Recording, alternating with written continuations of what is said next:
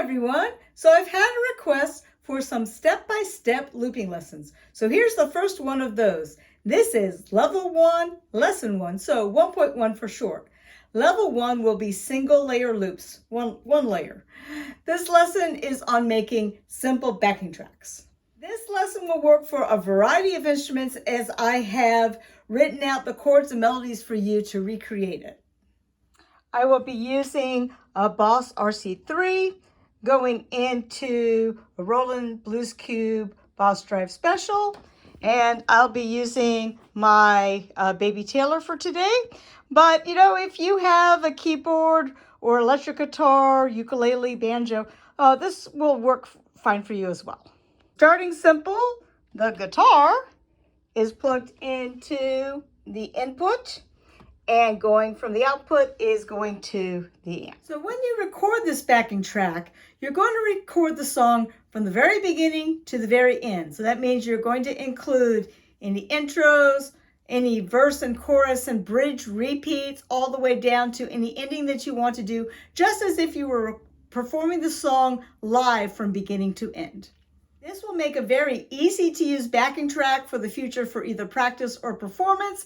And also it will always be consistent and always the same way.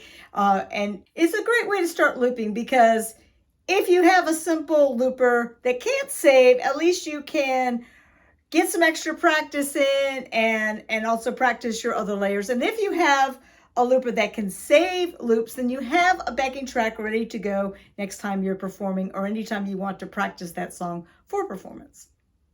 So there's 3 steps to this process. Number 1 is to choose the song or project that you want to do and decide how many layers or verses or whatever it is that you want to do of the song.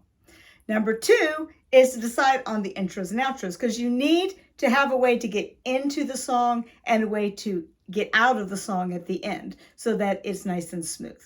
And number 3 is to then record their project. Of course, you could just record free form, but I do recommend having a metronome in the background or some drum machine or click to help you kind of keep your time nice and steady as you're recording. Of course, will not be heard in the final recording because it's outside of the loop. In later videos, I'll talk about how to add drums into the loop itself. Okay, a quick review for those who are new to looping. So you're going to hit the looper once to start the loop, to start recording. And then to end the loop, you're going to hit it again. And then the loop will start playing back. And when you want to end it all together, you double click. And then to clear your loop, you're going to hold until it flashes clear. That's how most of the basic loopers work. Guitar, and then we'll get on to the song. So I'm gonna strum, all right?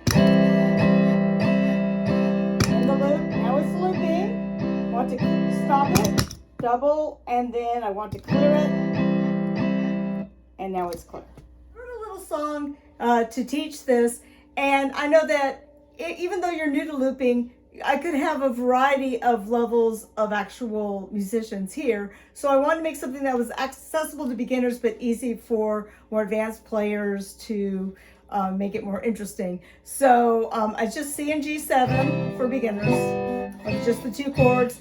If you're more advanced, then feel free to make the C's into C major 7 or C6, C or C6, 9, and you could turn the G7 into a G9 or a G13 to make it more interesting to you, more jazzy.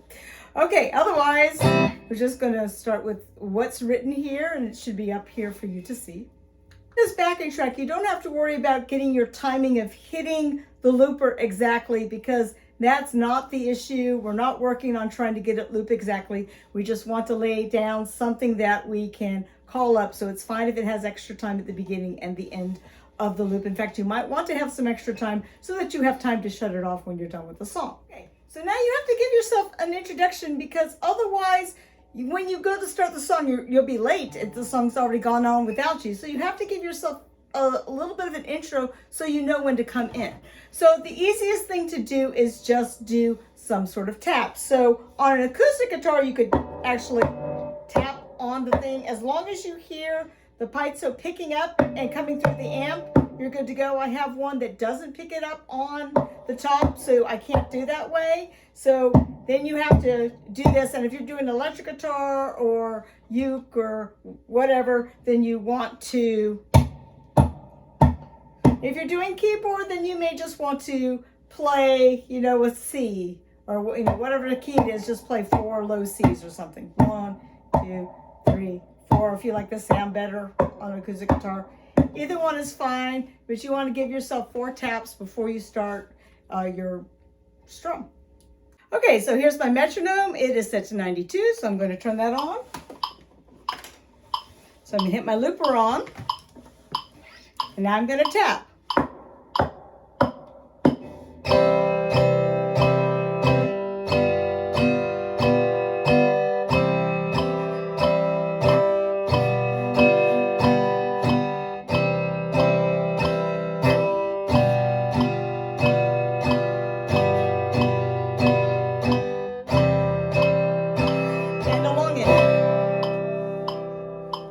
And now I can stop the loop, and I can just double click it off. And now it's ready to go. I'm going to turn off the metronome. Okay, now it's ready to go. If I hit it, I can test it.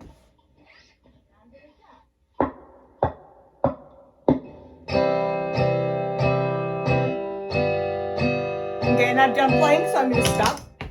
Ta-da! So there are 2 other good options for doing intros instead of doing the tapping that are a little bit more musical. So one thing that you can do is play 2 measures of the 1 chord. That's whatever key you're in this case for C. So I could just play 1, 2, 3, 4. And then I would come in if I was playing the melody.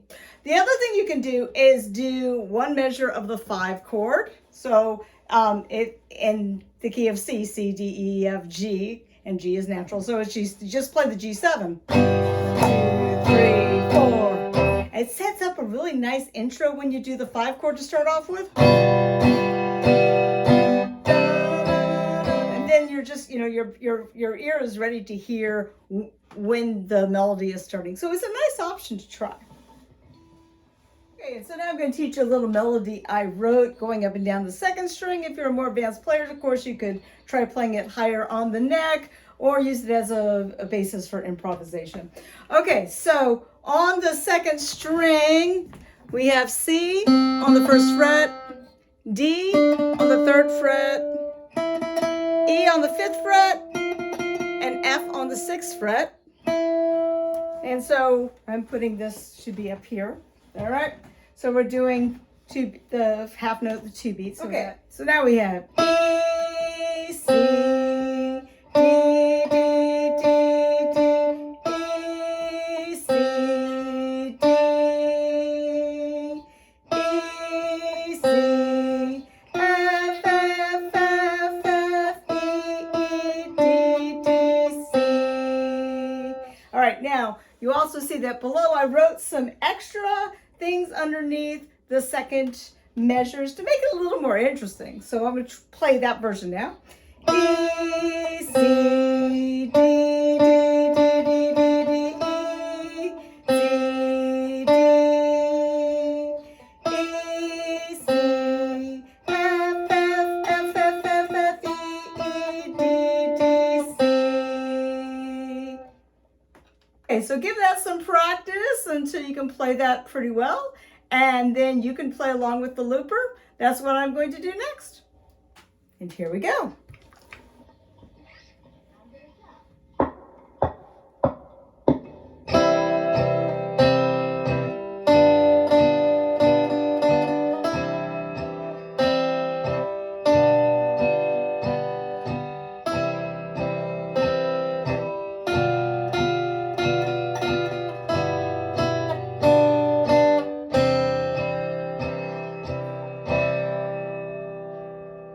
Stop.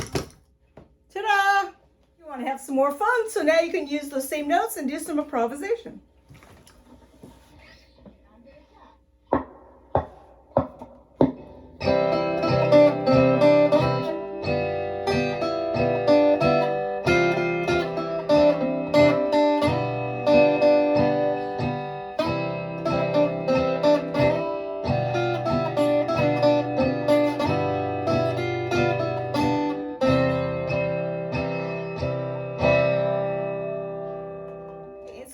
have this simple song recorded into your looper. I hope you took a screenshot of the melody so that you can practice it, and then you can work on it until you can play them together easily. And then you can move on to recording some other songs. Start with simple ones and build up. And I'll have some other songs for you in the future. All right, thank you so much for watching. Take care and happy looping.